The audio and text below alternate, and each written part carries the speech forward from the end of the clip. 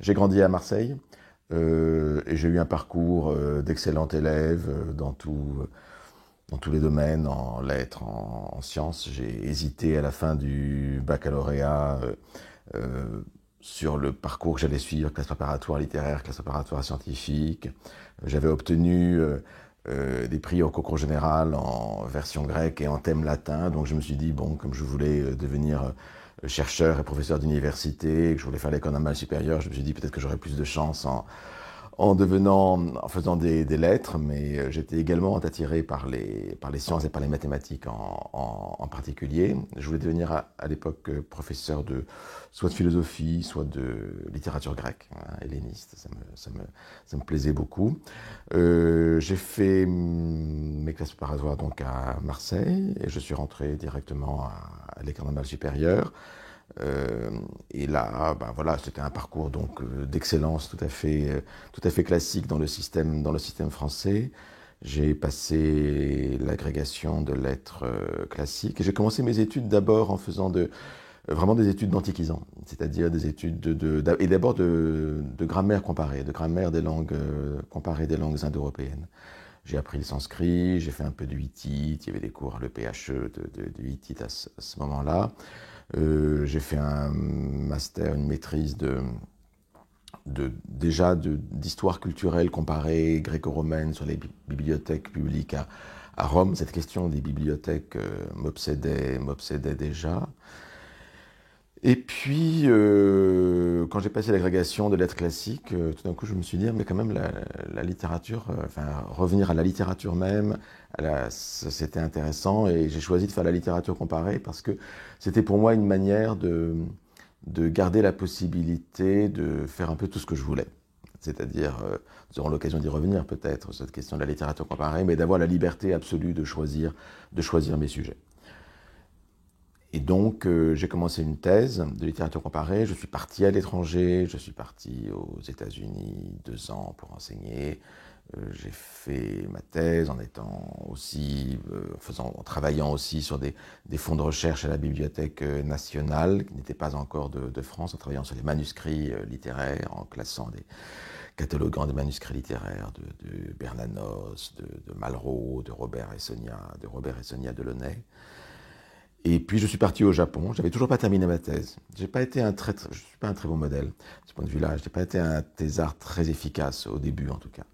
Je crois que j'ai été inscrit 7 années en thèse, ce qui n'est pas une très bonne chose. Je ne devrais pas le dire publiquement. Il faudrait peut-être couper ça à l'enregistrement.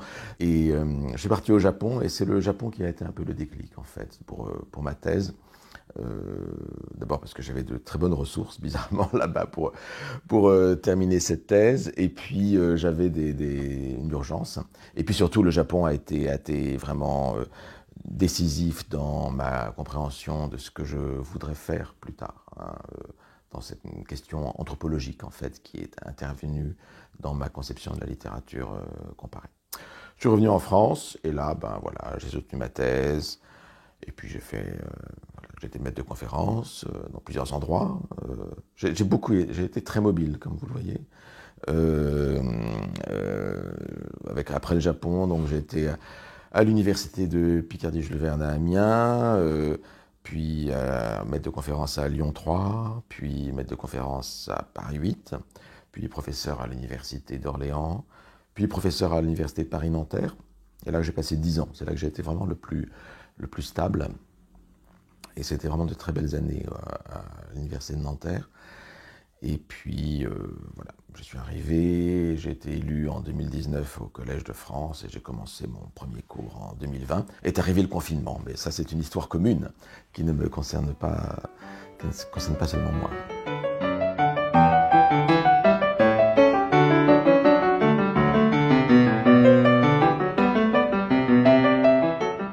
Je ne voulais pas faire de littérature au départ, hein. Je voulais faire de la grammaire, de la linguistique, parce que j'avais un peu des problèmes avec la manière dont la littérature m'était enseignée. Ça ne veut pas dire que je n'étais pas un grand lecteur, je lisais beaucoup de littérature, mais l'idée d'en faire mon propre discours, c'était quelque chose qui m'indisposait parce que je n'étais pas à l'aise avec la façon dont on m'enseignait la littérature et je ne comprenais pas nécessairement ce qu'on voulait me faire dire quand on fait une dissertation. Et c'est lorsque j'ai choisi mon sujet de thèse qu'au bout du compte, j'ai trouvé ma voie. C'est-à-dire que mon sujet de thèse, ça a été précisément sur la conception de la littérature qu'on essayait de m'inculquer au fil des études. À savoir, on pourrait définir cela comme une conception de type formaliste. Je commençais mes études littéraires, disons, à la fin des années 80. Et donc, c'était le moment où encore on sortait de cette grande période de la nouvelle, ce qu'on appelait la nouvelle critique en France, avec des gens comme Gérard Genette, Roland Barthes, pour citer de noms très, très connus. Nous avions Michel Charles à l'École normale supérieure, vraiment de très, très grands penseurs intellectuels de la littérature. Et ma foi, ce que j'ai voulu faire, c'est remettre en perspective ces conceptions de la littérature qu'on m'enseignait. Et donc, ces questions de littéraire qu'on me posait pour expliquer les textes, j'ai voulu en retracer la genèse intellectuelle. C'est-à-dire mettre à distance cela et montrer que cette conception qui était celle qui était largement partagée dans le système universitaire, en fait, était une conception qu'on pouvait historiciser. Elle n'était pas ni l'alpha ni l'oméga de la littérature. Elle avait eu une naissance et elle pouvait éventuellement disparaître. Et donc, mon sujet de thèse, c'était vraiment sur l'invention de la critique formaliste, à savoir comment cette idée que la littérature serait pure forme, comment cette idée est-elle née. Et en particulier, j'en voyais la naissance autour de deux grandes figures de poètes critiques, Paul Valéry pour la France et T.S. Eliot pour le monde anglophone. Et donc c'est ça, ce moment-là, c'était un moment en gros de faire de mon malaise avec les études littéraires le point de départ d'une réflexion sur ce que c'est que la littérature et quelles sont nos idées de littérature. Et depuis ce moment-là, tout mon parcours en tant que chercheur, en tant qu'universitaire, a consisté à remettre en perspective précisément ces idées de littérature qui traversent l'université, qui ont une histoire, qui traversent la société aussi par le biais de l'école, de la presse, des faiseurs d'opinion.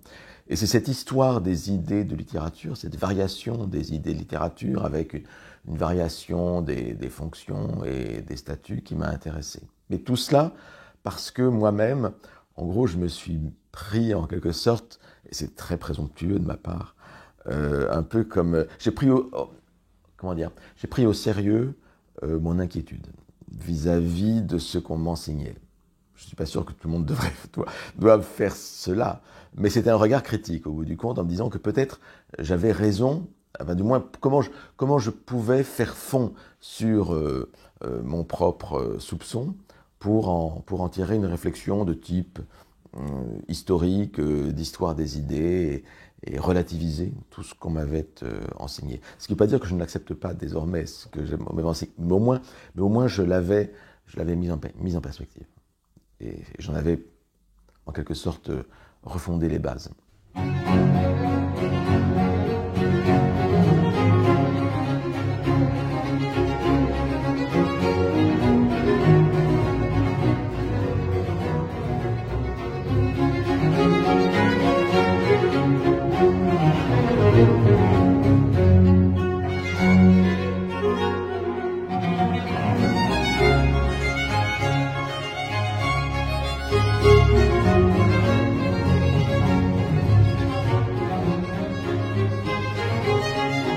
La littérature comparée est un peu pour moi la discipline émancipatrice par excellence.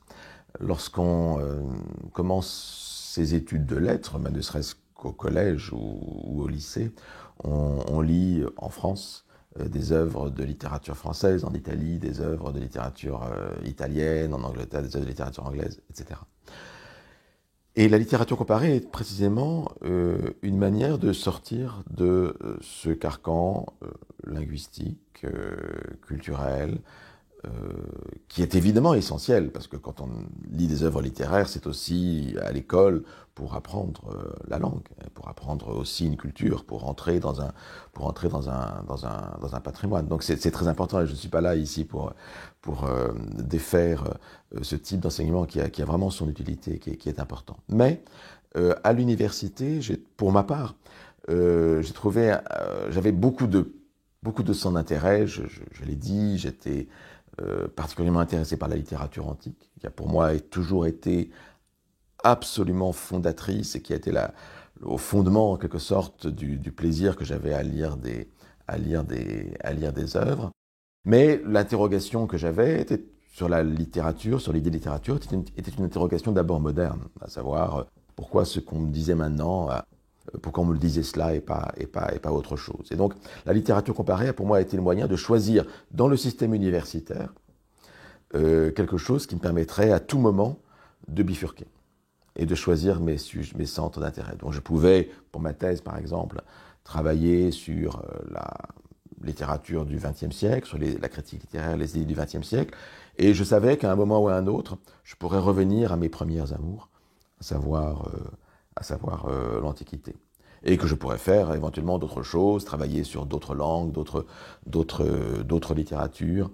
Et le système universitaire français est assez cloisonné du point de vue littéraire. Quand on est spécialiste de la littérature française, on est spécialiste que de littérature française en principe, et que d'un siècle. On est élu sur un poste en littérature médiévale, en littérature du XVIe siècle, du XVIIe, du XVIIIe, du XIXe, etc. Du reste, ça pose plein de problèmes à ceux qui travaillent sur des objets qui sont à cheval sur plusieurs siècles.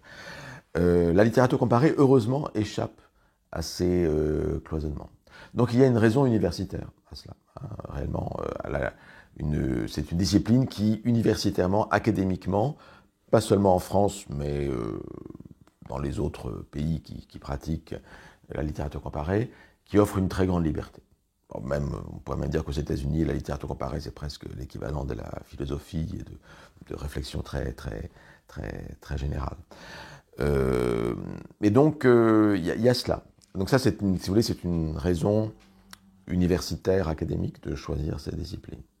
Mais il y a une autre raison, et c'est ce que j'ai essayé de dire lorsque j'ai été élu ici, et pour convaincre les collègues qui m'ont élu, qu'il y avait un intérêt à avoir quelqu'un qui fasse de la littérature comparée au collège de France, parce qu'au bout du compte, au Collège de France, on ne s'intéresse pas nécessairement spécialement aux disciplines universitaires, on essaie plutôt de voir des objets de recherche qui sont en eux-mêmes intéressants, sans qu'on ait besoin de s'intéresser à la légitimité académique de la chose. Mais ce que j'essayais de montrer dans ma leçon inaugurale, c'était une sorte de justification de mon interrogation, à savoir que par la littérature comparée, je pouvais interroger l'objet littéraire lui-même.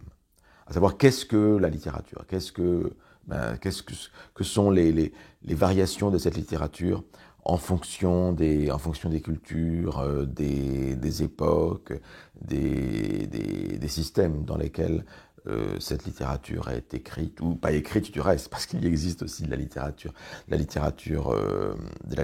orale. Et donc la comparaison est, je crois, le moyen précisément de pratiquer de l'expérimentation sur un objet qui est historiquement situé. C'est un peu le problème de tout. C'est un peu le problème de tous les historiens, par rapport aux sciences humaines et sociales de manière générale, par rapport aux sciences expérimentales. C'est-à-dire que dans les sciences expérimentales, on pratique en laboratoire, on fait varier les paramètres d'une expérience pour voir ce que ça donne. Et à partir de là, on en tire des conséquences. Mais c'est très difficile, à partir de la bataille de Waterloo, de faire varier les conditions d'expérience, puisqu'on ne peut pas refaire la bataille. Et c'est la même chose pour la Divine Comédie de Dante. La littérature comparée, la comparaison, est un moyen très imparfait, mais quand même un moyen de pouvoir varier un petit peu les paramètres. C'est-à-dire d'observer des objets semblables, ou relativement semblables dans des contextes très différents, des romans, des poèmes, et par la comparaison de faire varier un petit peu les paramètres de l'expérience. Alors évidemment, c'est pas du tout parfait, puisqu'on n'a pas la maîtrise, comme dans un champ clos, on n'a pas la maîtrise de tous les objets, de tous les paramètres, mais on peut élaborer à partir de là quand même une réflexion très, très imparfaite. Donc ce terme de comparaison, de littérature comparée, je le reprendrai volontiers à mon propre chef, c'est-à-dire que certes, il y a une valeur émancipatrice dans cette discipline qui permet de parler de tout ce qu'on veut, au bout du compte, et je ne m'en prive pas sur cette chaire de littérature comparée.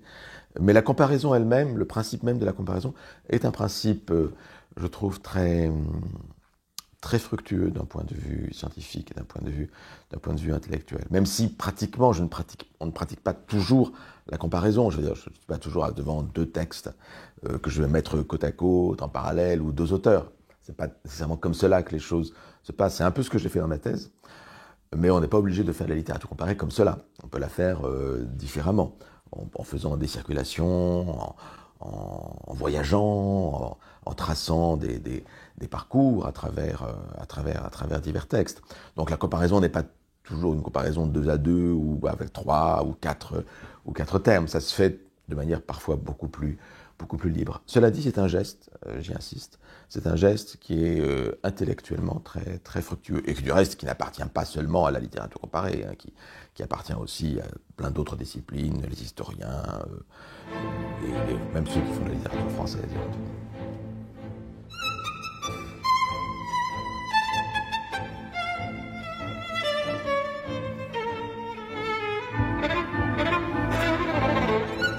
L'idée même de comparaison est née au début du XIXe siècle. Hein. C'est apparu dans plusieurs disciplines, l'anatomie comparée, la grammaire comparée. Donc c'est la naissance, du reste, pour l'anatomie comparée, des théories de l'évolution, hein, qui commencent avec Lamarck, etc. Enfin, on classe le vivant, on fait la même chose avec le droit, on fait la même chose avec les langues. Et on le fait aussi avec la littérature, dans le cadre d'une réflexion sur ce que sont les littératures nationales. Donc à l'origine, c'est au moment de l'émergence des nations, et au moment de l'émergence de toute une réflexion qui consiste à identifier une nation à un peuple à une langue et à une culture et à une littérature. C'est la grande idée, romantique. Et c'est aussi la grande idée donc de cette naissance des peuples et des nations et des combats entre les peuples et les nations en tant que peuples et nations. Et donc il y a dans la dimension comparatiste, la littérature comparée, l'idée de mettre en compétition, souvent. Hein, c'est vraiment à la base historique, il y a cela, hein, cette idée d'une mise en compétition, d'une comparaison des littératures entre elles. Alors ça n'a pas été toujours cela, mais on le voit dans des périodes de guerre. J'ai un peu travaillé sur la façon dont, par exemple, autour de la Première Guerre mondiale, les comparatistes français ou bien allemands avaient des discours, au bout du compte, où la littérature comparée était un peu instrumentalisée, hein, à cet effet-là. Ce que doit une littérature à une autre. Hein. Donc ça s'est beaucoup fait. Mais il faut sortir évidemment de ce paradigme national. Je pense que l'un des objectifs de l'étude comparatiste des littératures, c'est de montrer qu'il existe en fait des problèmes qui sont communs à diverses littératures, à diverses époques, et donc il y a une dimension un peu universaliste, c'est-à-dire au moins trouver... Alors c'était l'un des grands objets en particulier qui avait été élaboré par l'un des grands comparatistes français du XXe siècle, René Etiamble. Etiamble voulait faire des essais, voulait faire de la littérature universelle, et son idée c'était vraiment de trouver des invariants littéraires dans l'ensemble des littératures. Donc ça, c'est une possibilité de faire de la littérature comparée, c'est-à-dire une sorte de la littérature comparée comme une béquille ou une discipline ancillaire de la théorie littéraire, en quelque sorte. Voir comment on peut trouver des phénomènes, des problèmes qui sont répandus à travers l'ensemble des littératures, qui formeraient une sorte d'invariant humain. Une autre manière de faire la littérature comparée, c'est aussi de s'interroger, et c'était un peu l'objectif premier, sur les spécificités d'une littérature ou d'une œuvre. Je pense que ce que dit une œuvre de spécifique, on ne le comprend bien qu'en le comparant avec d'autres choses. Et pas seulement dans d'autres littératures, du reste. Ça peut être aussi dans sa propre littérature. Je veux dire, le message d'un écrivain ou d'une œuvre se comprend bien, son originalité, ce qu'il y a de fort, de puissant, se comprend bien à travers la mise en parallèle avec d'autres œuvres analogues. Et ça vaut pour quantité de textes. Donc, on est pris, si vous voulez, en tenaille, un peu écartelé en comparatiste entre les invariants universels et les singularités. Et je pense que le comparatiste, il a pour vocation de faire l'un et l'autre, c'est-à-dire de rapprocher des textes, et à partir de là aussi de permettre de mieux comprendre les textes. Chacun individuellement.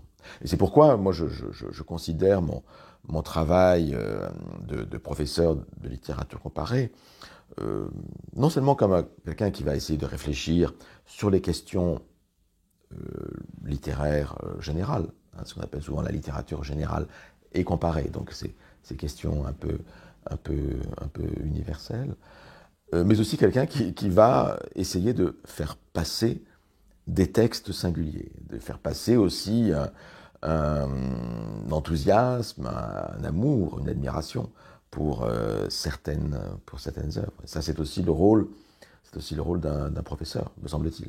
C'est-à-dire faire comprendre des textes, donner envie de les lire, donner les clés de leur interprétation. Et donc, vous voyez, il y a cette double dimension de faire passer un discours général un peu théorique, historique, et puis aussi de se focaliser sur les œuvres elles-mêmes. Au bout du compte, il n'y a pas de littérature sans œuvre. On ne choisirait pas ce métier-là, d'enseigner la littérature, si on n'avait pas un amour même des œuvres. Enfin, je pense. C'est ce qui distingue une discipline comme la littérature, une discipline comme la médecine ou l'histoire. C'est des exemples que j'aime bien prendre. Je veux dire, j'ai un collègue ici qui est oncologue, qui travaille sur les cancers, mais c'est pas par amour du cancer. Ben, il veut trouver des solutions et des remèdes. Mais enfin, si on travaille sur la Shoah, c'est pas par amour de la Shoah, c'est pour essayer pour avoir une réflexion là-dessus. Mais quand on travaille sur la littérature, et c'est la même chose quand on travaille sur des œuvres d'art en général, c'est en général parce qu'on a quand même un sens esthétique qu'on essaie de développer et parce qu'on a une sorte de rapport affectif avec les œuvres. Et donc ça, c'est une différence et aussi une difficulté de la discipline, mais qu'il faut assumer. À savoir qu'on est pris en tenaille entre une intimité affective, esthétique avec les œuvres, et en même temps une distance épistémologique qu'on est obligé d'avoir en tant que savant.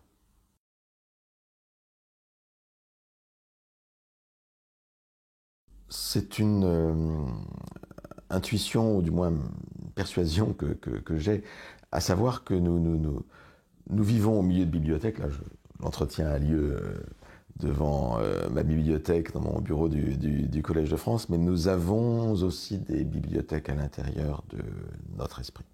Des bibliothèques mentales, je les appelle de manière un peu poétique parfois, des bibliothèques invisibles.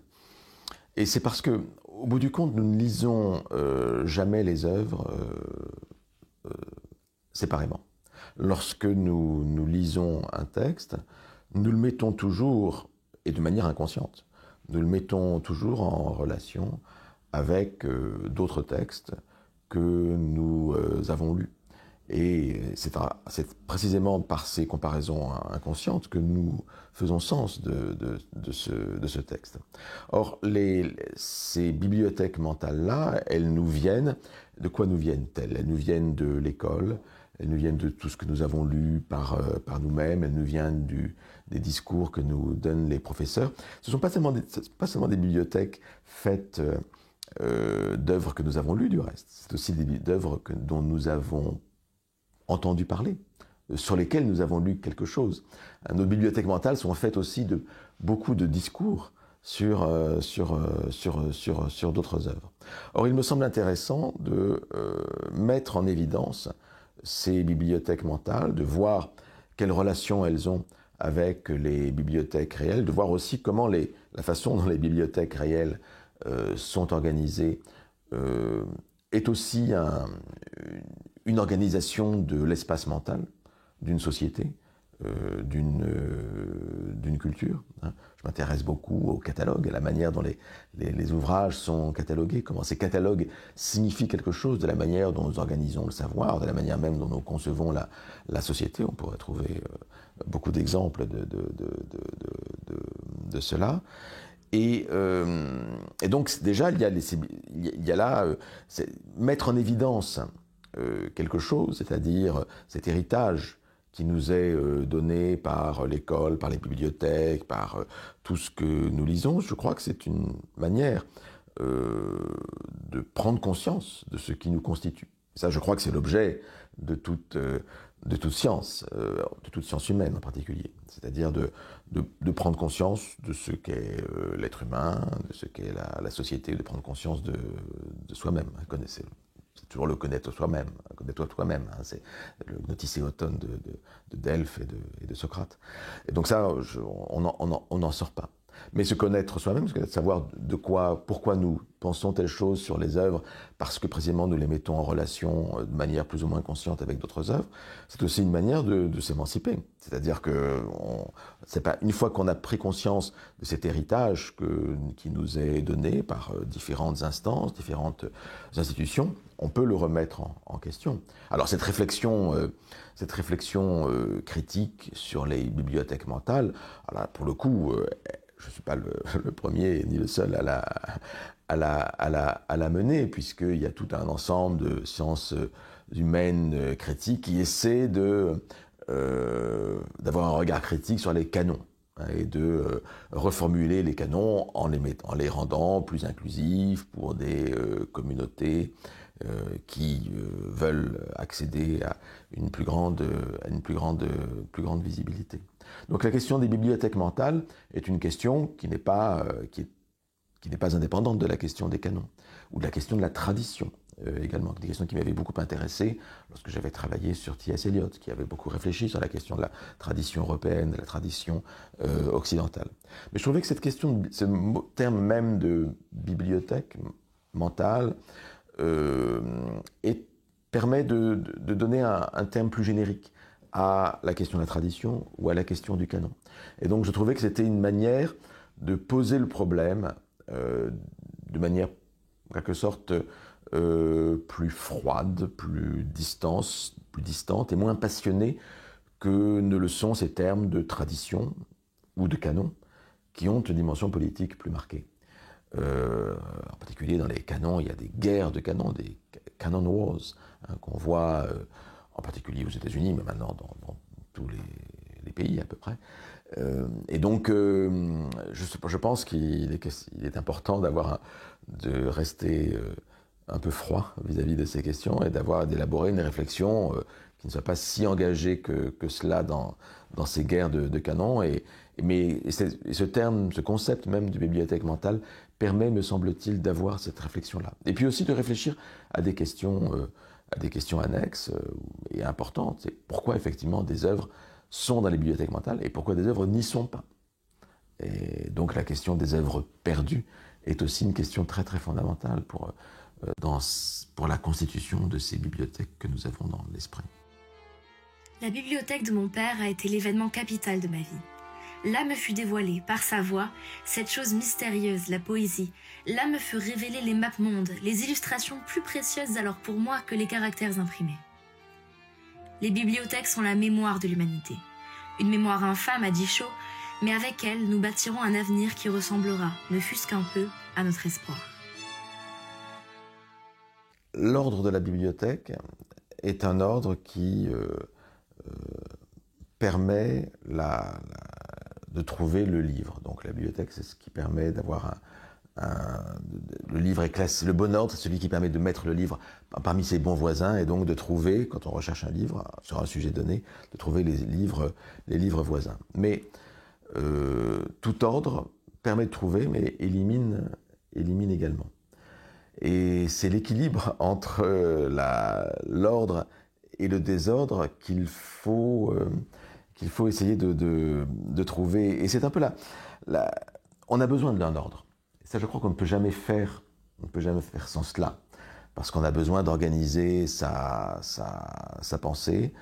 On a besoin de comprendre comment le monde s'organise. Moi, je trouve intéressant, par exemple, de voir comment une bibliothèque en ligne comme Wikipédia, qui est une encyclopédie, mais qui est en fait une bibliothèque à soi seule, organise ces catégories avec des mots-clés sous les différentes rubriques qui permettent de créer en fait une sorte de réseau entre différentes notions. Mais il est intéressant de voir que ces notions sont très différentes d'un pays à l'autre. On a l'intérêt, on peut regarder Wikipédia en français, on peut le voir en anglais, on peut le voir dans d'autres langues. Et quand on regarde, par exemple, ça m'avait amusé de voir que quelqu'un comme Michel Foucault, grand penseur de l'ordre et de l'encyclopédie, quand on regarde sa notice sur Wikipédia français, on voit, philosophe, il y a des rubriques dans laquelle il est classé, agrégé de philosophie, bon, c'est des choses très françaises qui n'intéressent que les Français, au bout du compte. Ou bien personnalité née dans je ne sais plus quel département, ou mort dans tel arrondissement de Paris. Mais lorsque vous regardiez le Wikipédia américain sur ce même Michel Foucault, il apparaissait aussi dans d'autres rubriques auxquelles il était lié, comme philosophe athée. Genre de choses qui, en France, n'a pas tellement de sens, parce qu'on ne s'intéresse pas, que philosophe soit athée ou religieux, c'est pas quelque chose qui est constitutionnel de notre rapport à la pensée et philosophie. Nous sommes dans une société un peu émancipée de la religion, donc c'est pas quelque chose de très pertinent comme différence. Mais dans le monde américain, un philosophe athée, c'est quelque chose qui a du sens. Et c'est pertinent comme distinction, parce qu'il y a encore des débats, c'est une société très religieuse comme les États-Unis, là-dessus. Ou bien, je crois qu'il y avait le philosophe, c'est la catégorie avocat des drogues psychédéliques, par exemple. Voilà, c'est le côté très californien de Michel Foucault qu'on n'a pas dans le Wikipédia français. Et tout à l'avenant, dans le Wikipédia italien, Michel Foucault était indiqué comme, c'était important, ça, membre du Parti communiste. Parce que dans l'Italie, effectivement, Wikipédia, Michel Foucault a été effectivement quelques années membre du Parti communiste français, mais le Parti communiste italien était très important donc en Italie, et donc voilà, c'est quelque chose qui est pertinent. Donc, chaque société a sa manière de voir le monde, et on le voit juste par cet exemple vraiment très, très banal et vraiment accidentel. Et on ne peut pas faire sans. Je veux dire, on a besoin d'un ordre de la bibliothèque. On a besoin d'un canon, de système de référence qui soit commun à une société, me semble-t-il. Je trouve le système de référence, c'est quoi? C'est le langage. Donc c'est important d'apprendre la langue à une société dans un pays donné, et pas seulement la langue, mais aussi les idées qui vont avec la culture. Et ces idées, elles passent d'abord par la connaissance de l'histoire, par la littérature, par les œuvres d'art. Donc on a besoin d'avoir un canon qui permette la communication au niveau horizontal dans la société, mais aussi au niveau vertical. Je pense que la continuité dans une société, elle est importante à maintenir.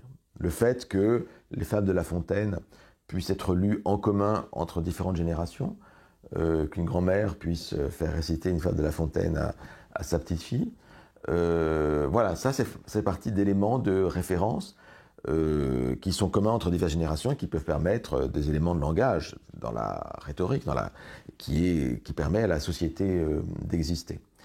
En même temps, on ne peut pas se limiter à cela. Il faut que ces canons, que ces manières de penser évoluent. Et je crois qu'on est sans cesse pris dans cette double contrainte, à la fois d'un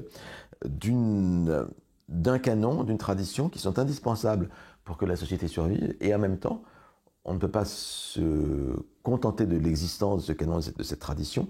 Il faut aussi les repenser, et les repenser de manière critique, et les faire évoluer. Et pour ma part, je me situe vraiment dans cette tension-là, hein, c'est-à-dire, voilà, il faut, je suis pour les classiques, en quelque sorte. Je crois à l'existence des classiques et au fait à leur importance dans l'existence sociale, mais pas seulement au niveau d'une nation comme la France, mais aussi au niveau de l'Europe et peut-être au niveau du monde. Hein. Je pense important d'aller trouver des classiques mondiaux, en quelque sorte, lire Gilgamesh, lire, je sais pas, Seishonagon, bien sûr. Tout cela est très, très important. Ça permet de libérer l'esprit. Donc et de s'ouvrir. Donc c'est bien d'avoir des références communes aux différents niveaux qui nous intéressent en tant qu'être humain, que citoyen européen, etc., que citoyen français. Et puis c'est important aussi de sortir des sentiers battus et de faire évoluer la société, parce que il y a toujours plein de points aveugles et il faut rendre visibles les points aveugles. Rue de Richelieu, Paris 2e. La Bibliothèque nationale. Loin du vacarme de la rue, la sérénité, le calme de la lecture. Ici, à la Bibliothèque nationale, sont conservés des centaines et des centaines de milliers d'ouvrages. Ici, dans ce que l'on peut appeler le temple de la mémoire, se tient une partie de l'âme de notre civilisation humaine. La Bibliothèque nationale est quelque chose de profondément vivant. Par la voie du dépôt légal, les livres continuent d'affluer à la Bibliothèque nationale. Tous les ans, il y a à peu près 40 000 titres nouveaux, à quoi s'ajoutent presque autant de livres qui arrivent par dons, donations ou achats. Mais il ne faut pas oublier que s'il y a 13 millions de livres à la Bibliothèque nationale, il y a 14 millions d'images. Livres donc, mais aussi affiches, photos, disques, cassettes, tout ce que l'esprit de l'homme crée est ici classé, répertorié, une somme considérable de signes qui augmente chaque jour. C'est vrai que j'avais intitulé ma leçon inaugurale, et sur laquelle se place en quelque sorte l'enseignement de toute une carrière au Collège de France, vivre dans la bibliothèque du monde, ou pour une bibliothèque mondiale. Et dans mon idée, la bibliothèque mondiale, c'était quelque chose d'un petit peu différent de ce qu'on appelle communément la littérature mondiale. Dans l'idée de littérature mondiale, il y a l'idée qu'au bout du compte, voilà, on peut faire entrer dans l'espace littéraire quantité d'œuvres. Mais pour moi, la littérature mondiale, c'est en fait surtout essentiellement les œuvres qui parviennent à notre conscience et qui circulent. Et ce sont celles qui forment effectivement cette littérature qui s'échange, qui se vend, qui s'achète et qui se lie dans le cadre d'une conception littéraire, elle-même datée, elle-même historique, qui est en gros ce système littéraire né en Europe à partir de la fin du XVIIIe, début du XIXe siècle, et qui perdure tant bien que mal, plus ou moins aujourd'hui avec des variations. Mais l'idée même de littérature mondiale, elle est née avec l'émergence du concept même de littérature. C'est Goethe qui est presque l'un des premiers, pas tout à fait le tout premier, mais enfin l'un des premiers à avoir forgé ce terme de littérature mondiale, Weltliteratur. Comme il dit, en lisant des romans chinois, parce qu'on pouvait lire des romans chinois à Weimar au début du 19e siècle. C'est la littérature qui s'échange. Mais je pense aussi à toutes ces œuvres qui, elles, ne s'échangent pas. Celles qui restent sur les étagères des bibliothèques, qu'on ne va pas voir, ou bien celles qui ne sont même pas dans des bibliothèques, mais celles qui relèvent de ce qu'on appelle la littérature orale. Et c'est pour ça qu'il me semble que le concept de bibliothèque du monde, des bibliothèques mondiales, me paraît plus extensif, plus inclusif que celui de littérature mondiale. La littérature mondiale, au bout du compte, ce sont des œuvres qui s'échangent, et ce sont des œuvres qui circulent. Mais ce ne sont pas nécessairement les œuvres les plus intéressantes. Parce que ce sont les œuvres, au bout du compte, qui plaisent à tous, qui ont le plus de chances de satisfaire un large public. Pour moi, la bibliothèque mondiale consiste à interroger, à ouvrir précisément cet espace de littéraire, à aller vers les œuvres qui n'appartiennent pas à ce système littéraire, à ne pas mettre les œuvres non littéraires, c'est-à-dire celles qui ne relèvent pas de la littérature européenne, dans un système littéraire, c'est-à-dire aller, et ça vaut pour l'Antiquité, pour la littérature antique, la littérature grecque, la littérature romaine, ainsi que pour d'autres types de littérature, japonaise, africaine, etc. Donc ne pas tout mettre sur le lit de Procuste d'une conception littéraire qui est datée et culturocentrée, hein, au bout du compte. Même si cette conception littéraire a beaucoup d'avantages, hein, mais d'une part cela, et puis donc il s'agit de ne pas, il s'agit de montrer la diversité des objets littéraires, des idées littérature à travers le monde, à travers les époques. C'est pourquoi j'ai intitulé cette chaire « Littérature comparée », mais en mettant au pluriel ce terme. Parce que mettre au pluriel le terme littérature, c'est une manière de dire qu'il n'y a pas une seule.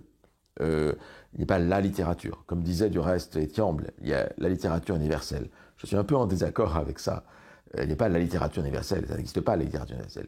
Il y a un ensemble de systèmes littéraires, plus ou moins étanches les uns avec les autres, qui sont très variables, du reste, avec les âges. Et donc parler de littérature comparée, c'est insister vraiment sur cette pluralité. Donc pour moi, la bibliothèque mondiale, c'est un objet théorique. Hein. Personne ne peut entrer réellement dans la bibliothèque mondiale. Mais c'est un objet qui consiste à dire que voilà, les œuvres que nous devons chercher, que nous devons faire advenir à la conscience, ne sont pas nécessairement des œuvres littéraires. Elles sont quelque part. Et elles nécessitent notre investissement plein et entier. Elles nécessitent une sorte de dépaysement total, au bout du compte. C'est-à-dire qu'elles doivent provoquer l'altérité, le sentiment d'altérité. Nous ne pouvons pas faire comme si les œuvres littéraires sont là pour entrer dans notre système. Je dirais, pour inverser le concept même de littérature mondiale, que ce sont peut-être les œuvres qui ne circulent pas qui sont les plus intéressantes. Parce que ce sont celles qui elles ne circulent pas, celles qui sont les plus intéressantes sont peut-être celles qui représentent le plus un message particulier, singulier, et donc celles qui nous apporteront le plus, parce que celles qui diffèrent le plus de nous. Donc je crois beaucoup en l'altérité, à cette capacité de décentrement que peuvent nous donner certaines œuvres, et à capacité de dépaysement.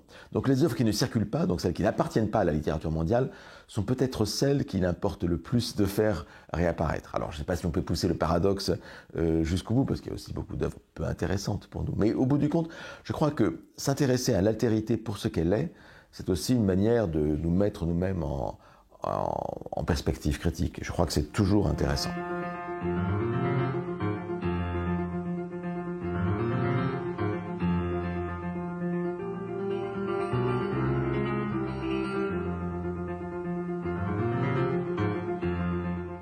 Je suis assez sensible aux tensions qui peuvent exister à l'intérieur de mon propre travail. Et c'est un débat que je peux avoir avec des collègues dont je suis très proche, qui m'ont beaucoup inspiré, et qui ont été et qui restent extrêmement importants pour moi.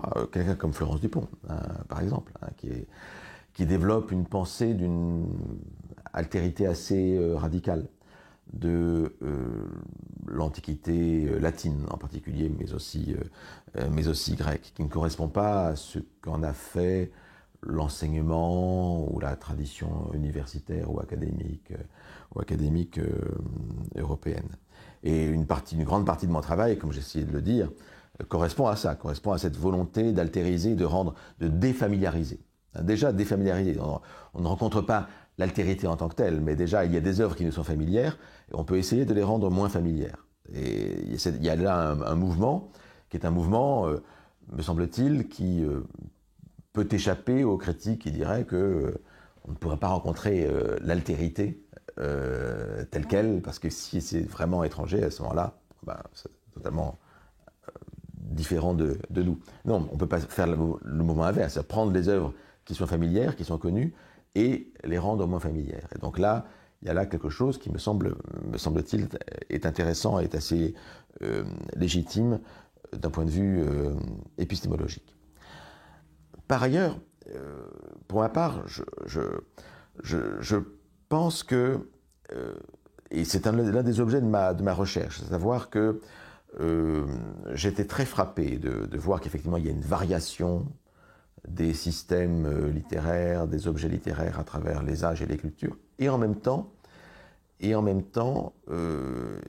y a un invariant, mais qui n'est pas un invariant à l'intérieur même des textes, mais qui est souvent un invariant à l'extérieur même des textes. C'est tout un travail que j'ai fait sur la haine de la littérature, sur les discours contre la littérature, où par les discours extérieurs qui s'opposaient à ce qu'à différentes époques on nommait poésie, etc. En fait, pour le coup, les arguments étaient exactement les mêmes d'une époque à l'autre. Chaque fois, c'était ces auteurs, ces textes n'ont pas le droit, sont dangereux d'un point de vue moral, sont dangereux d'un point de vue politique, ils ne disent pas la vérité, et donc ils ne représentent pas ce que doit être la société, ils sont trop marginaux. Et ça, ces arguments-là, on les retrouve, au moins dans la tradition européenne, à toute époque, alors même qu'il y a une variation des objets. Et donc, je me suis interrogé pour savoir si, au bout du compte, si ce n'est pas dans ces discours autres, dans ces discours différents, extérieurs, qu'il y avait une sorte de point commun, qui est un invariant en plus, à quelque sorte extérieur à la littérature, ce qui permet, au bout du compte, à quelqu'un comme moi, de dire que, même si le terme littérature est très impropre, je l'emploie par abus de langage, en quelque sorte, pour désigner des textes qui viennent de temps, de périodes et de cultures différentes. Au bout du compte, ce qui les réunit, c'est que ce sont des textes qui, ça a été un peu la conclusion de cette réflexion sur la haine de la littérature et les discours qui s'opposaient à la littérature. La littérature, c'est tout ce qui a toujours été un peu mis en marge des savoirs construits et légitimes, à savoir les sciences, l'autorité politique, la philosophie, la religion, bien sûr, qui essaie de construire, avec autorité, un discours sur le monde, sur les choses, sur l'être humain. Et tout cela, ce discours sur le monde, sur les choses, sur l'être humain, on l'a dans les textes littéraires, en vérité. Sauf que cela se fait sans autorité. Cela se fait de manière illégitime. Et donc, nous sommes tous aptes à retrouver dans un roman d'Honoré de Balzac des données sur la sociologie de l'époque de la Restauration. Mais sauf que Balzac n'est pas un sociologue, mais il fait cela en tant que romancier. Et les romanciers, les poètes font des choses. Ils nous disent des choses sur nous-mêmes, et nous nous y retrouvons, alors même qu'ils n'ont pas le droit, ils n'ont pas construit l'autorité qui permettait de le faire. Et je crois que malgré tout ce discours sur l'altérité des discours littéraires, je crois qu'il y a dans beaucoup de sociétés ces discours-là, qui sont ces discours en marge, qui sont ces discours illégitimes, qui par le biais du plaisir et de l'esthétique aussi, par le biais de quelque chose là qui a souvent ressorti à une dimension religieuse, le plaisir esthétique, le charme dont parle Valérie est un charme à la fois magique, surnaturel, religieux, mais aussi esthétique. Quelque chose qui relie tous ces textes malgré tout, à savoir un appel à des fonctions de type physiologique, esthétique de l'être humain, qui sont convoqués pour faire passer des données, des savoirs, des réflexions, des concepts, des fragments de concepts,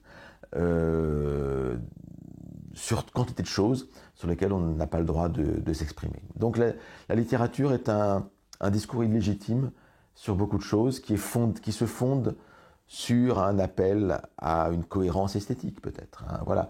Donc j'aurais tendance à dire que voilà, il y a malgré l'altérité, il y a quand même on peut essayer de retrouver quelque chose de commun à tous ces discours si différents. Et donc c'est un peu l'étape ultime, l'étape ultérieure, à savoir essayer de retrouver et par le monde, en abordant la littérature de l'extérieur, essayer de retrouver ce qui fonderait une approche littéraire, entre guillemets, de ces textes.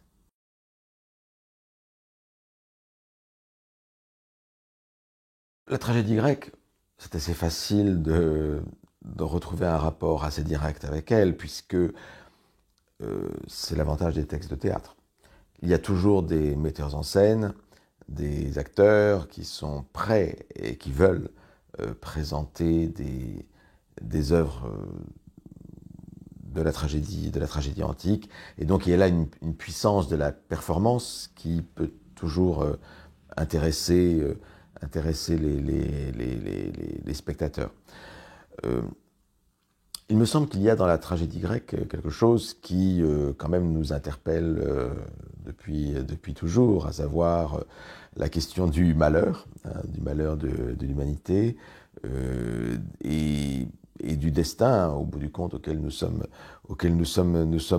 confrontés. Les philosophes allemands, à la fin du XVIIIe, au début du XIXe siècle, Schelling, Hegel, et puis Nietzsche, de manière un peu différente, ont essayé de montrer comment la tragédie grecque était une manière, un modèle pour comprendre les impasses, les apories, pour employer un terme plus pédant, les impasses auxquelles aboutissait toute notre conception de l'existence. Hein.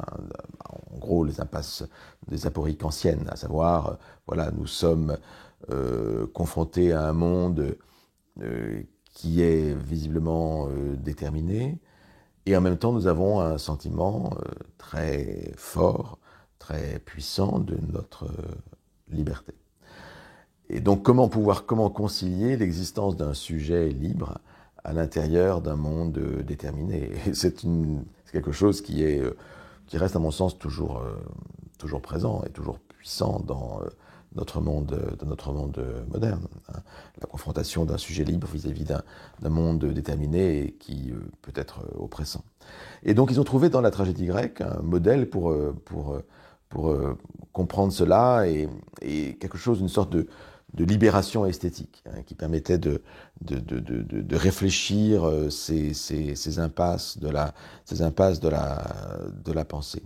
Et donc je crois que une histoire comme celle d'Édipe, une histoire comme celle d'Antigone, qui sont les deux grands modèles de la réflexion tragique, philosophique du XIXe siècle, sont vraiment des textes, ces personnages-là, sont des textes qui nous interpellent, et jusqu'à Freud évidemment, avec ce qu'il a essayé de mettre en évidence dans la psychanalyse, la question de l'inconscient. Mais au-delà, quand j'ai travaillé sur la tragédie grecque, j'ai surtout essayé de montrer que même s'il y a dans ces textes antiques quelque chose qui correspond à des interrogations qui sont des interrogations vraiment actuelles et vraiment contemporaines, et encore récemment, il m'est arrivé d'en parler pour des enjeux hyper actuels, malgré tout, il y a une grande altérité de ces textes. Et que je pense qu'il est important de revenir à cette puissance d'altérité, cette différence qu'il y a. Les tragédies grecques sont beaucoup plus complexes encore que ces deux textes fondamentaux que sont Édipe Roi et Antigone, qui sont les deux tragédies canoniques. On peut rajouter l'Orestie, qui est aussi dans le canon. Mais en fait, il y a tout un ensemble de textes tragiques qui méritent qu'on s'y intéresse parce qu'ils développent d'autres conceptions de l'existence qui peuvent aussi nous être utiles et nous faire penser.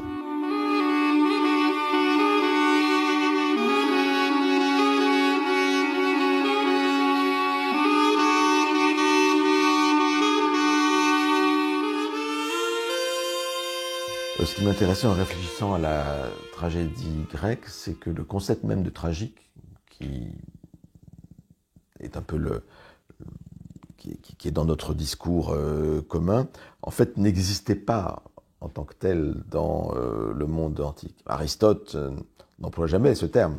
Quand il dit qu'une tragédie est plus tragique qu'une autre, ça veut dire qu'il y a plus de passion, plus de malheur, plus de sentiments très forts qui sont dedans. Donc tragique est l'équivalent de émotion forte, hein, mais ça n'a pas du tout le sens qu'a ce terme de tragique pour un étudiant de lettres ou de philosophie aujourd'hui.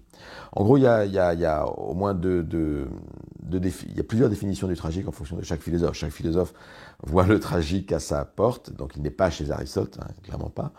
Mais c'est avec les frères Schlegel et avec Schelling d'abord qu'on a une première définition du tragique et qui prend pour modèle Édipe roi. Hein.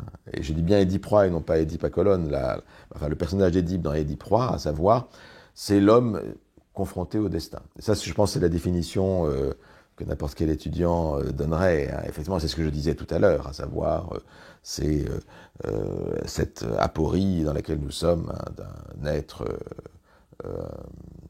non conditionné dans un monde conditionné. Donc ça, c'est vraiment ça. Donc l'homme oppressé par l'être humain, oppressé par le destin, comme Édipe, qui veut échapper à son destin et qui finalement accomplit ce destin qui lui a été prophétisé. Donc là, il y a là déjà une première conception du tragique, c'est qu'on peut dire que voilà, le tragique, c'est effectivement être confronté au destin, un destin qui vous oppresse et qui vous tue finalement à la fin.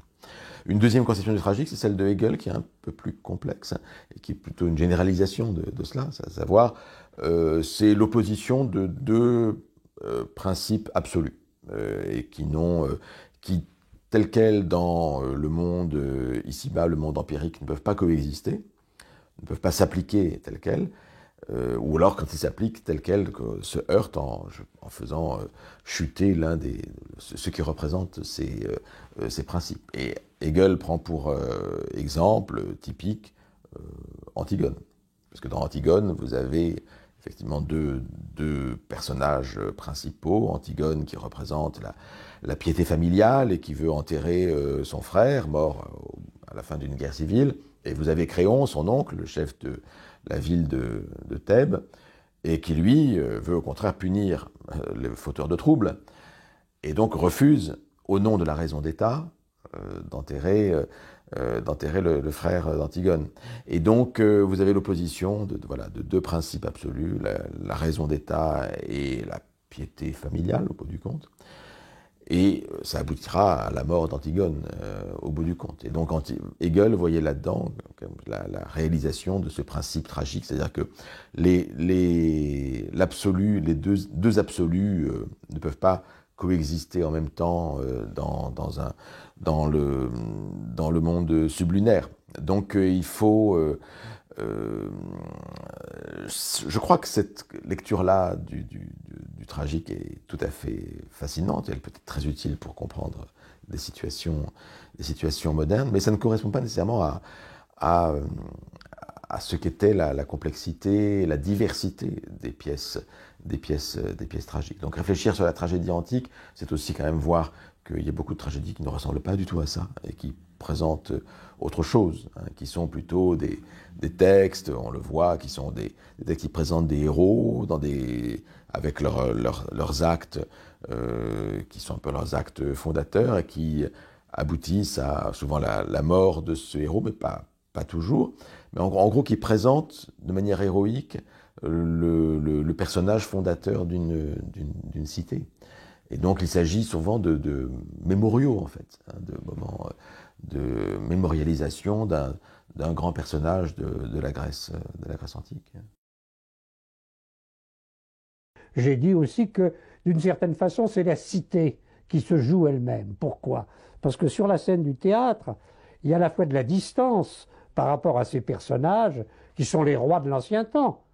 Agamemnon, Achille, Hector, Édipe, tous les Grecs pensent que ça appartient au monde des héros du temps passé, ça n'est plus actuel.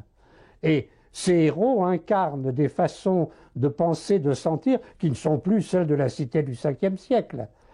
Donc, sur la scène du théâtre, le passé mythique est placé là sous le regard de tous, et il est vu avec l'œil du citoyen. Et à travers ce passé mythique, ce sont à la fois des problèmes du 5e siècle qui sont posés. Qu'est-ce que c'est que l'homme? Qu'est-ce que c'est qu'agir? Qu'est-ce que c'est que la responsabilité? Qu'est-ce que c'est que le crime? Qui sont posés, mais qui sont posés sous la forme problématique. Il n'y a pas de solution, il y a une interrogation sur l'homme. C'est l'homme qui devient une interrogation. Édipe à Colonne, c'est un peu la petite sœur oubliée d'Édipe Roi. Hein. Elle est beaucoup moins connue comme tragédie qu'Édipe Roi. Or, ça, c'est un peu la suite, même si ça n'a pas été conçu comme tel par Sophocle.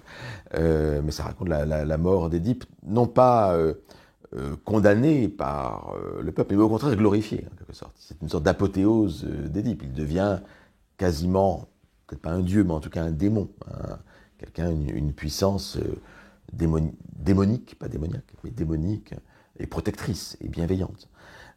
Et donc, il y a là un renversement par rapport à l'histoire habituelle d'Édipe, qui permet de penser beaucoup de choses par rapport à la tragédie. Et il m'a semblé que dans Édipe à Colonne, on avait plusieurs aspects qui permettaient de réinterroger la tragédie grecque à nouveau frais. Par exemple, Édipe arrive dans un lieu. Et pourquoi Colonne? Parce que, semble-t-il, il y avait à l'époque de Sophocle un sanctuaire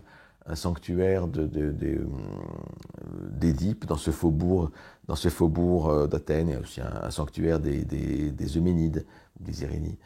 Et or le problème, c'est que nous avons, en fait, pour les spectateurs de la tragédie, toutes ces choses étaient évidentes. Chaque tragédie se fait dans un lieu spécifique. Or, c'est des choses que l'on a oubliées parce que les lieux ont disparu. Et ce qu'il y avait dans ces lieux a disparu. Et mon expérience japonaise, mon expérience du no japonais, où j'ai vu l'importance des lieux, l'importance du fait que les no racontent une histoire liée à un lieu spécifique, m'a permis de poser une question nouvelle aux tragédies grecques, à savoir que chaque tragédie, en fait, représente l'histoire d'un lieu, le héros d'un lieu.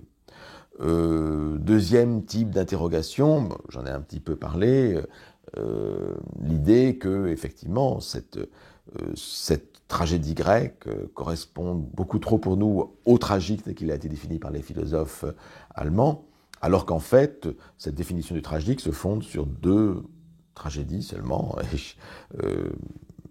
Édipe Roi et Antigone, et que on peut montrer qu'en fait, il y a une beaucoup plus grande diversité de tragédies, et même j'ai réussi à montrer, de manière très rationnelle, avec un raisonnement argumenté sur des faits tout à fait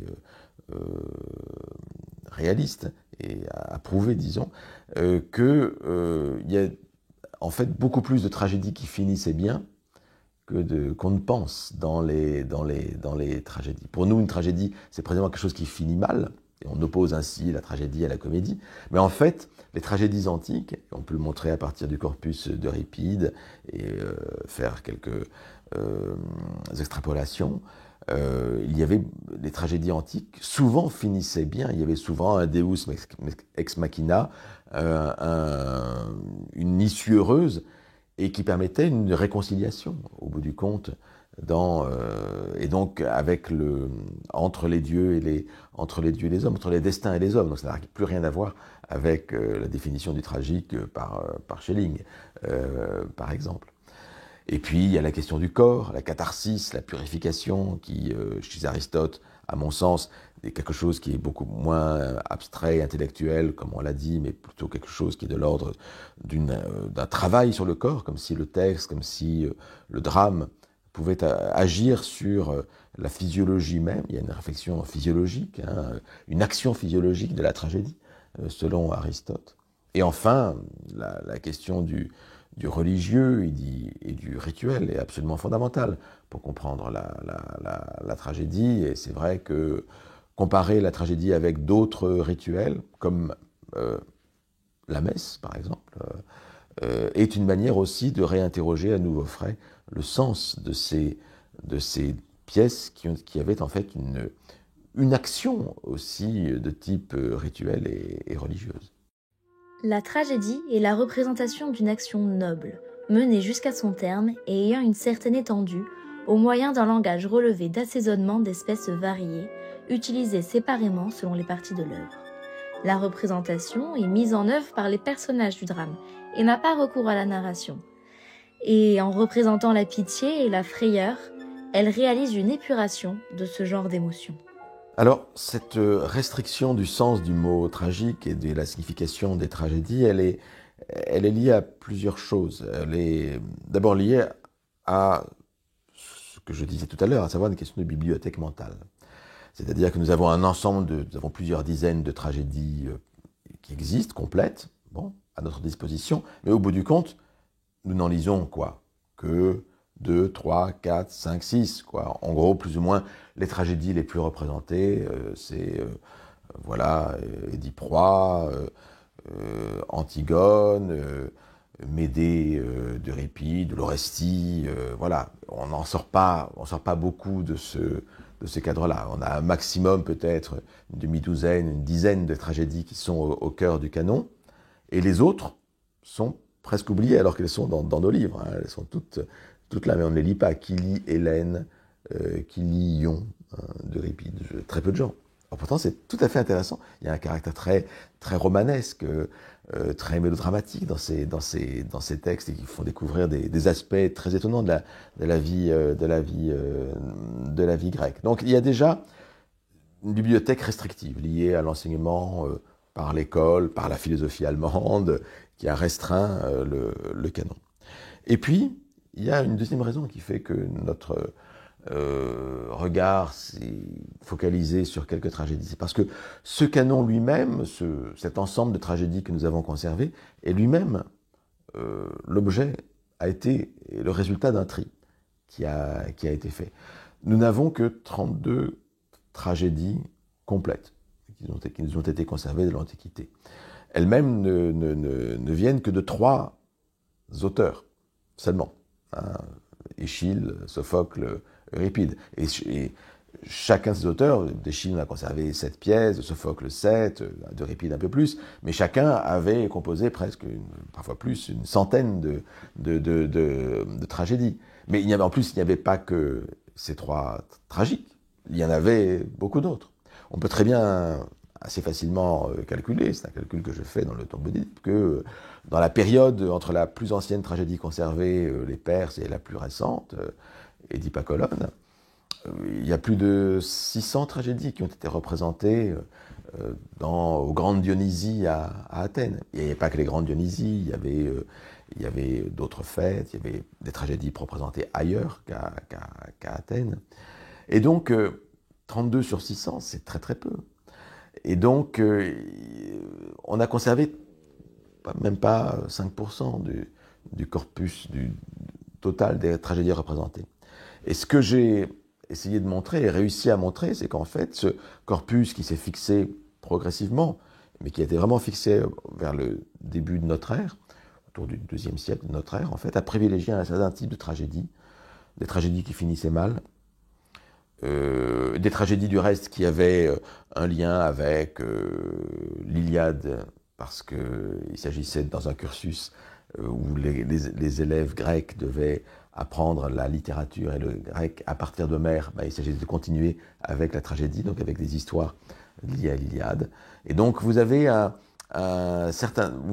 choix qui a été fait, thématique, idéologique presque, deux tragédies qui correspondaient à l'ère du temps et aux données pédagogiques, aux impératifs pédagogiques du moment. Et on ne peut même pas exclure l'idée d'influence, d'idéologie, de la question de cette question de la providence qui était si présente, du destin qui est si présente dans la philosophie stoïcienne, philosophie stoïcienne qui avait largement infusé à travers toute la conception du monde au début de notre ère, au 1er et 2e siècle. Marc Aurèle est stoïcien, et ce concept de providence est très présent, et qui influe même ce concept dans le premier christianisme. On en trouve des traces chez saint Paul. Tout cela aussi a, je pense, aidé les grammairiens qui ont choisi leurs œuvres, à choisir des œuvres qui correspondaient à leur vision du temps. C'est pas complotiste, mais ils ont choisi les œuvres qui leur parlaient le plus. Et donc, la conception tragique elle-même, elle est issue d'un choix qui a été fait, qui est un choix idéologiquement orienté et esthétiquement orienté au début de notre ère.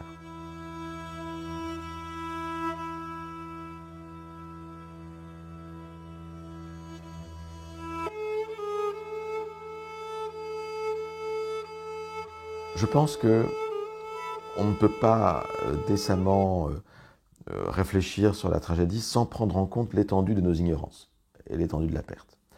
Et c'est un peu le message que je souhaiterais donner, c'est à savoir qu'il faut être modeste. Modeste dans toutes les affirmations, parce que toutes les affirmations que nous posons sur la littérature antique, et sur la tragédie bien sûr, se fondent sur des corpus extrêmement restreints par rapport à l'ensemble des textes. Heureusement, il y a beaucoup d'études maintenant qui se font. J'y participe par le tombeau d'Édipe, mais il y a d'autres textes, d'autres grands livres qui sont parus là récemment, qui essaient de mesurer de manière plus précise par des méthodes statistiques l'étendue de la perte des littératures antiques. Et c'est effrayant. C'est absolument vertigineux. Et cela nous incite donc à la modestie et à se dire que tout ce que nous disons doit être dit sous bénéfice d'inventaire. Bon. Alors nous ne retrouvons pas beaucoup de choses. Si, en allant déchiffrer les papyrus d'Herculanum, qui sont très compliqués à déchiffrer, ils sont carbonisés, etc. Mais c'est un travail qui va durer des décennies, sinon des siècles. Et donc là, on va pouvoir trouver quelques textes, clairement. Mais je crois qu'il ne faut pas non plus oublier pour la tragédie, tous les fragments que nous avons, soit de nos 3 grands tragiques, soit d'autres auteurs, parce que c'est très utile. Et puis, il faut aller rechercher, au moins parmi les textes que nous avons, des textes un peu oubliés. Les textes dits apocryphes. Moi, je suis toujours surpris du fait que, quand on est un philosophe, on travaille sur la philosophie antique, on s'intéresse beaucoup au dialogue de Platon, c'est bien normal. Mais en revanche, les apocryphes de Platon sont laissés totalement de côté. Parce qu'ils ne sont pas de Platon, clairement. Mais sont quand même des textes qui datent de l'entourage de Platon, parfois très directs, parfois un peu plus tardifs, et qui représentent des œuvres complètes, qui représentent une pensée. Et c'est pas parce qu'ils ne sont pas de Platon qu'ils ne représentent pas la pensée d'une école ou d'un penseur. Et je pense qu'ils méritent qu'on s'y intéresse. Donc il faut sortir, en gros, d'une vision un peu auteuriste de la philosophie ou de la littérature, et aller vers les textes tels qu'ils sont. Et c'est pas parce qu'un texte est apocryphe qu'il est moins intéressant. Il a sa valeur, il a sa signification lui-même. Donc je crois qu'il faut aussi intégrer tous ces textes qui ont été transmis par la tradition manuscrite et leur faire un sort, et les intégrer dans notre réflexion.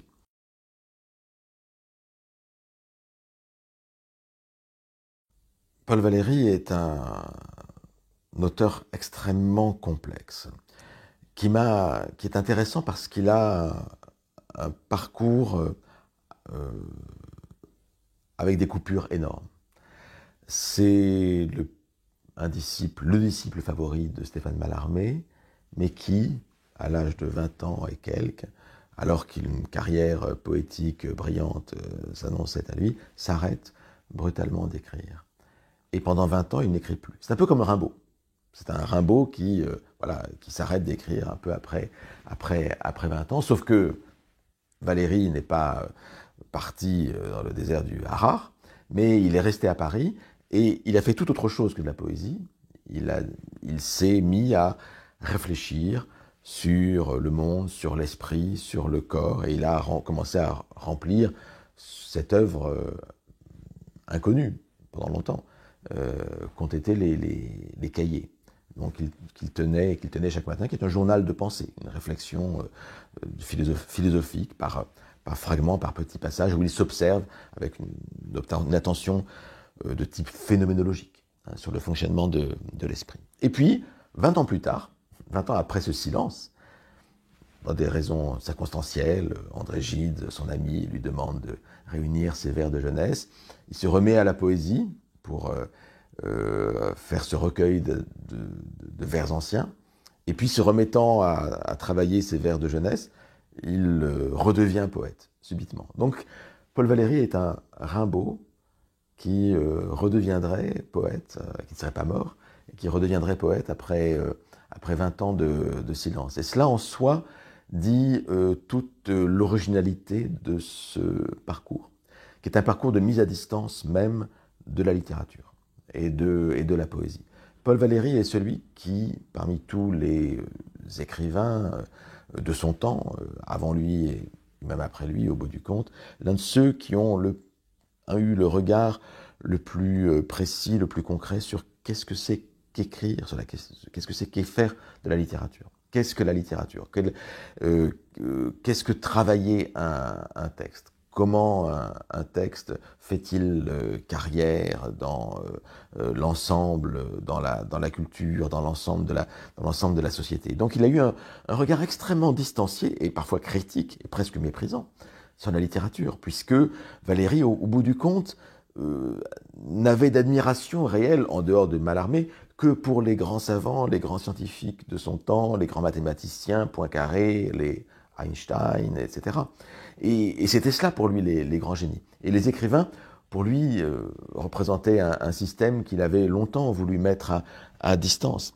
Et il a développé, à partir de son retour à la littérature, à la poésie, donc dans les années 20, il a développé une réflexion théorique sur la littérature elle-même, une réflexion sur l'esthétique aussi, qui est absolument passionnante. Et aussi une réflexion sur la société qui en a fait un penseur absolument incontournable de son époque.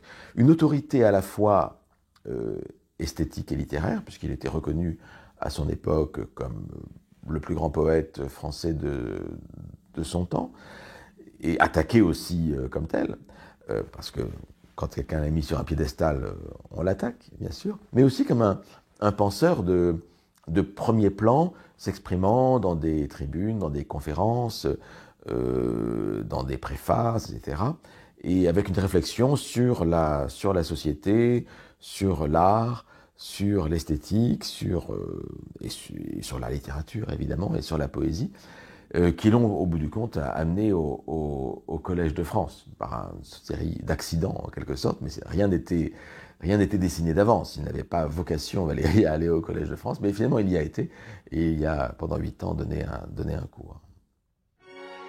Mesdames, Messieurs, rien, aujourd'hui, ne doit être négligé de ce qui peut éclaircir et préciser dans tous les esprits, amis ou ennemis, la véritable nature de la guerre qui s'engage.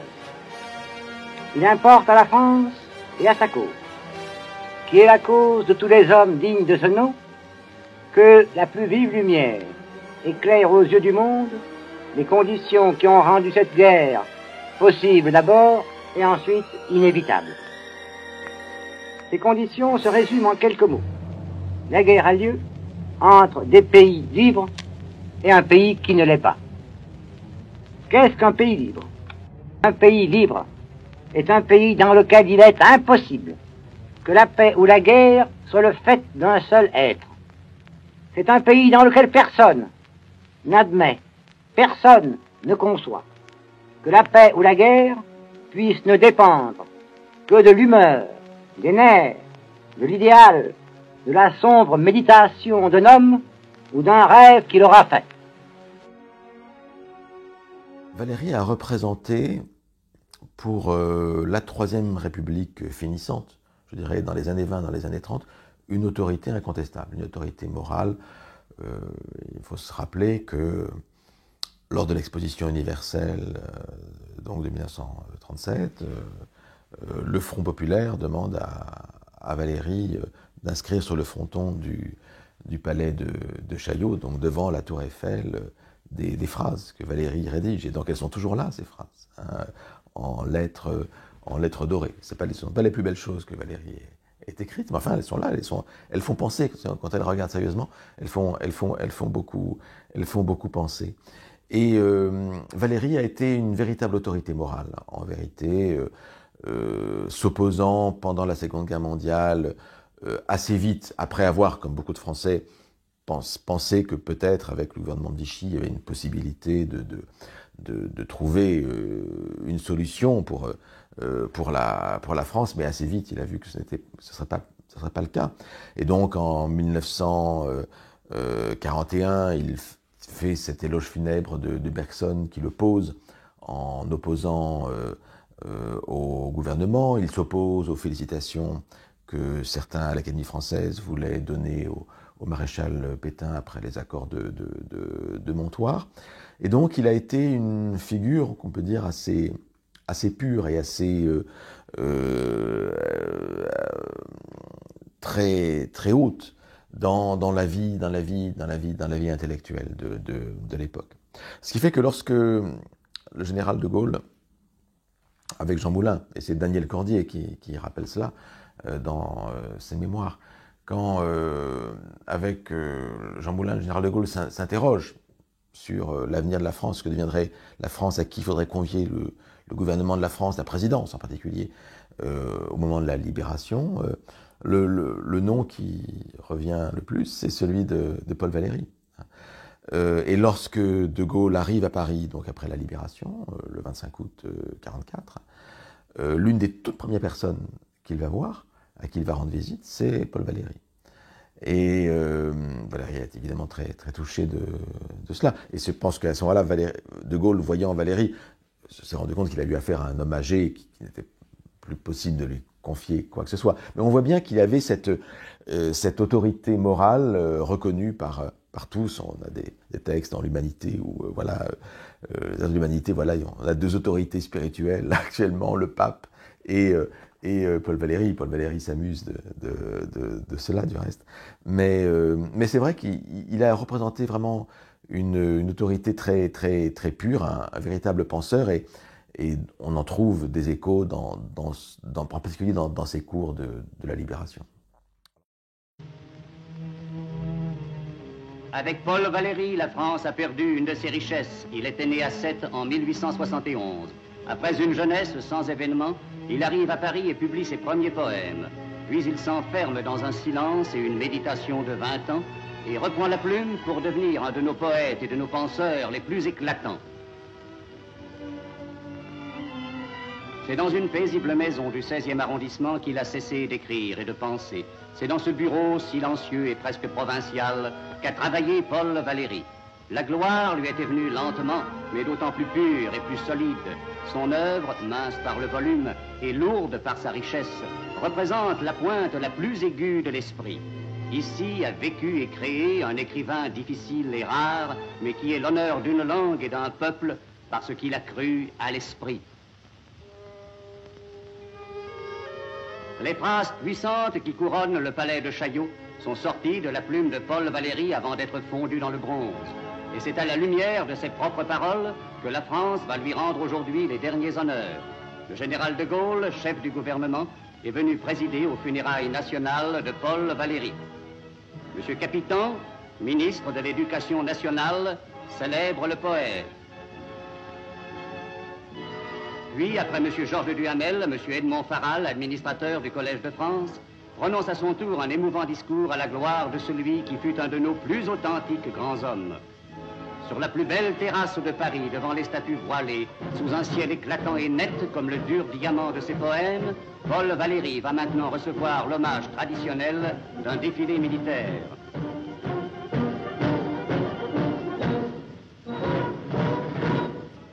Alors moi, je suis arrivé à Valérie par deux types de textes. Pas d'abord par la poésie, mais par d'abord ces dialogues, qui sont de la prose poétique, c'est-à-dire Epalinos l'architecte, que j'avais entendu à la radio dans une mise en scène radiophonique, et qui est un texte absolument merveilleux, qui est d'une réflexion esthétique extrêmement puissante sur ce qu'est un objet d'art, en vérité, et ce qu'est l'existence. Mais tout cela sous une forme un peu néoclassique, mais d'une beauté absolue, qui a même beaucoup inspiré des écrivains. Enfin, le jeune Sartre est très influencé par ce dialogue valérien et a imité, a créé lui aussi, voulu créer un dialogue néoplatonicien à l'imitation de Valéry. Et puis l'autre texte qui était évidemment un texte très, très fondateur, pour moi, c'est La soirée avec Monsieur Teste. Texte de jeunesse pour Valéry, mais texte très court, mais qui représente en gros la puissance de l'esprit poussé à son absolu. Et quand on est un adolescent, parce que j'étais adolescent, j'ai découvert ça, ma foi, pour moi, ça a été assez facile de m'identifier à cette sorte d'idéal d'un esprit pur qui serait, qui se regarderait fonctionner de manière spéculaire et qui pourrait penser le monde. Donc, Monsieur Teste a été l'un de mes héros. Oui, j'ose le dire.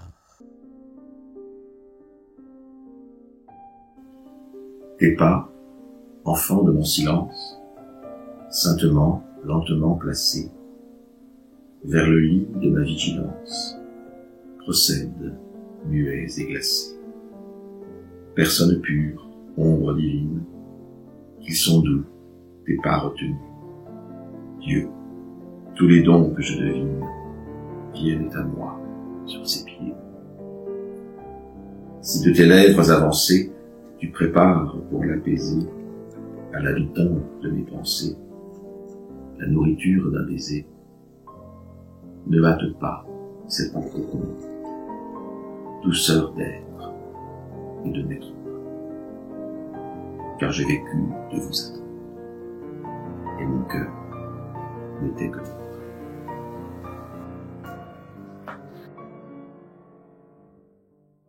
Quand je suis arrivé au Collège de France, j'avais l'intention de profiter des moyens, du temps qui m'est donné ici pour éditer ce cours de poétique donné par Paul Valéry ici même au Collège de France de 1937 à 1945, donc pendant 8 années.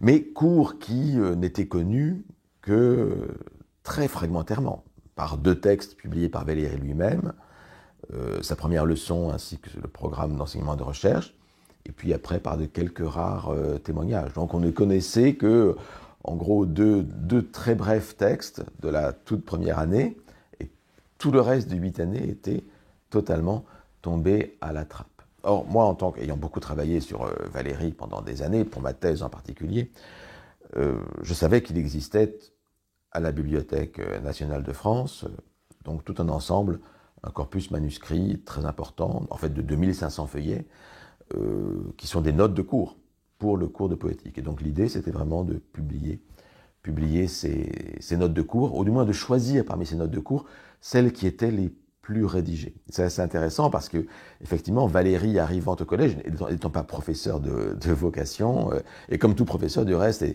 est très anxieux, en particulier au début de ces années, de chaque année, il rédige beaucoup ses premiers cours. Donc on avait des grandes plages de textes, plusieurs pages, dizaines de pages parfois, rédigées en continu. Et donc il fallait absolument donner cela au public, parce que Valéry exposait la pensée même de ses cours. Et donc j'avais choisi comme ça tout un ensemble de textes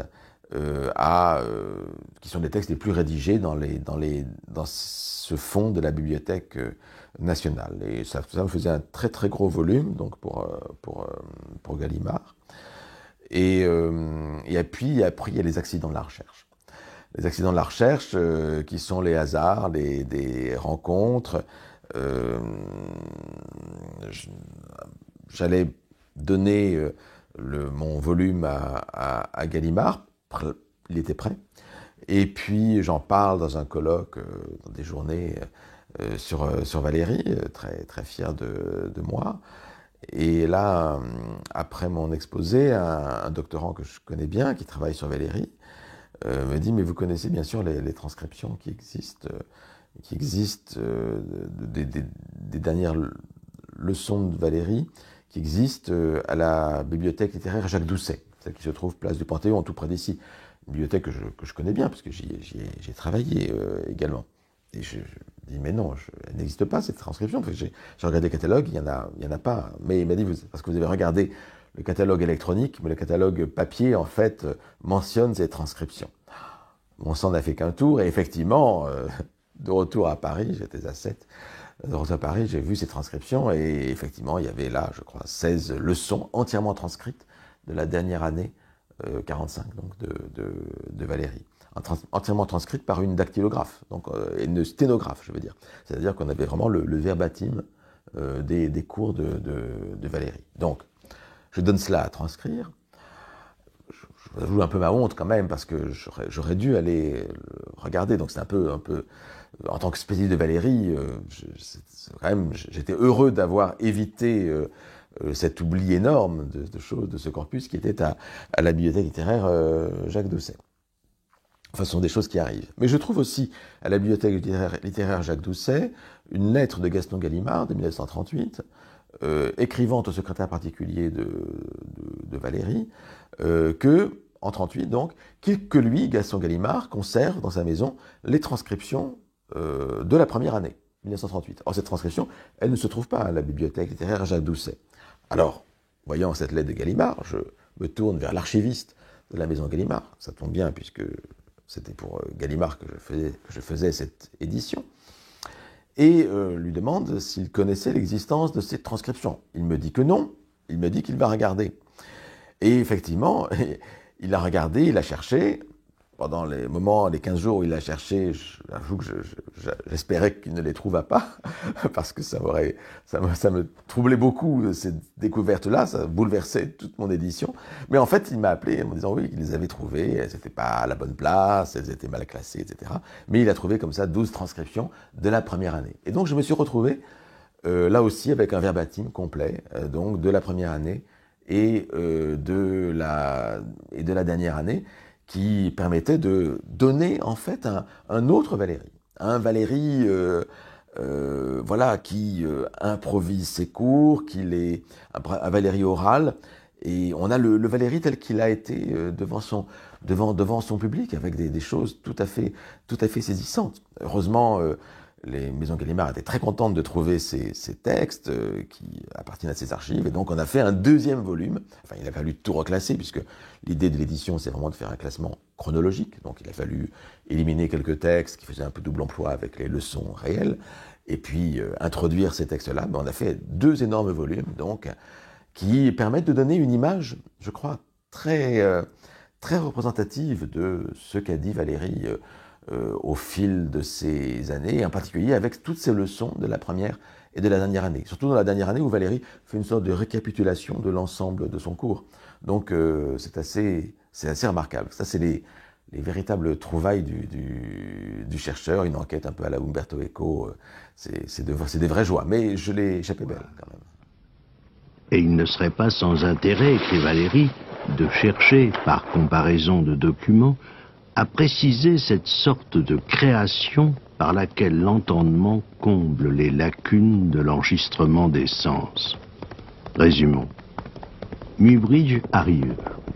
Point. Il est permis de ne plus se tromper. Certes. Mais du même coup, il y a quelque chose de nouveau à chercher, la loi des erreurs passées. Il nous a semblé que ce court paragraphe exprimait bien et simplement le formidable esprit de recherche de Valéry. Esprit de recherche qu'il exerça sur son propre esprit toute sa vie.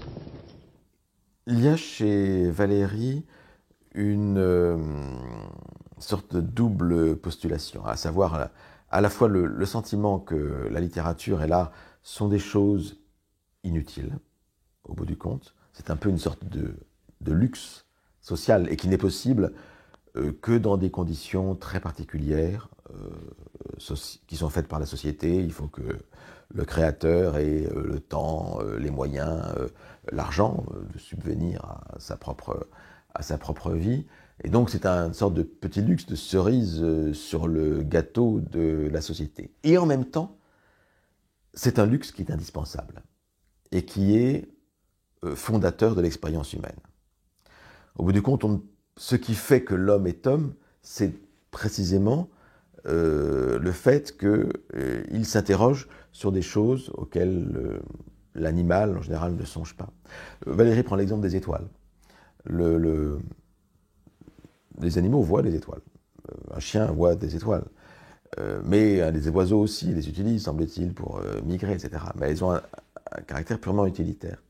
Il n'y a que l'homme, dit Valérie, qui regarde les étoiles et va s'interroger sur plusieurs choses à la fois, à savoir leur donner une dimension poétique, c'est-à-dire quelque chose qui va transcender son existence, mais aussi transcender son existence par la dimension de l'univers, du caractère lointain de ces choses-là, et donc va créer à la fois l'étoile, créer à la fois la poésie, et créer aussi une réflexion, une science, un savoir de type astronomique. Et tout cela est de l'ordre de l'inutile. L'astronomie est inutile à certains égards. C'est parmi les sciences exactes, celle qui est la moins directement utile à l'homme. Et la poésie, de même chose. Et pourtant, c'est dans cet inutile-là que se situe ce qui fait que l'être humain est fondamentalement est humain. Et donc l'inutilité de l'art ne veut pas dire qu'on puisse se passer de l'art. Voilà. Ce n'est pas parce que quelque chose n'appartient pas aux besoins directs et nécessaires que ce quelque chose doit être laissé de côté. Au contraire, il y a une utilité à avoir dans la société des êtres qui s'intéressent à ces domaines de la pensée pure. C'est ce terme qu'emploie Valérie, à savoir la science pure, la poésie, la poésie pure. Parce qu'il y a là-dedans l'exercice des capacités intellectuelles de l'esprit humain de la manière la plus forte, la plus exacerbée. Souvent, Valérie dit que va devenir la poésie plus tard, avec l'apparition d'autres arts, le cinéma, il ne connaissait pas la télévision, ou les autres écrans, etc., ou les jeux vidéo. Il dit, au bout du compte, la poésie risque d'être mise à la marge, mais il y aura toujours des gens qui vont faire de la poésie, faire un art du langage, comme une sorte, au moins, de sport. C'est-à-dire de développement personnel. C'est-à-dire, il y a toujours des gens, c'est pas parce qu'il y a des voitures et des avions qu'on s'arrête de courir et de sauter, de faire du saut à la perche ou autre. Il y a besoin d'un développement du corps, il y a besoin d'un développement de l'esprit. Et donc, c'est par ce développement-là que la poésie, entre autres, mais les sciences aussi, rendent honneur en quelque sorte à ce qui fait que l'homme est homme. Et donc il y a cette réflexion-là qui est aussi une réflexion sur les valeurs qu'on a aussi chez Valérie et qui le rend, en particulier à la fin de sa vie et dans ses derniers cours, très, très, très émouvant et digne, me semble-t-il, d'être lu. Poésie. Par la surprise saisie, une bouche qui buvait au sein de la poésie en sépare son duvet. Ô ma mère intelligente, de qui la douceur coulait, quelle est cette négligence qui laisse tarir son lait? À peine sur ta poitrine, accablée de blancs liens, me berçait l'onde marine, ton cœur chargé de bien. À peine, dans ton ciel sombre, abattu sur ta beauté, je sentais à boire l'ombre m'envahir une clarté. Je touchais à la nuit pure, je ne savais plus mourir, car un fleuve sans coupure me semblait me parcourir.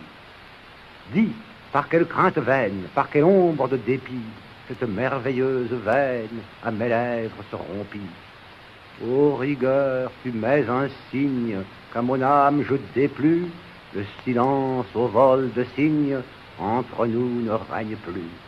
Immortelle, ta paupière me refuse mes trésors, et la chair s'est faite pierre qui fut tendre sous mon corps. Des cieux même tu me sèvres, par quel injuste retour. Que seras-tu sans mes lèvres? Que serais-je sans amour? Mais la source suspendue lui répond sans dureté, si fort vous m'avez mordu que mon cœur s'est arrêté.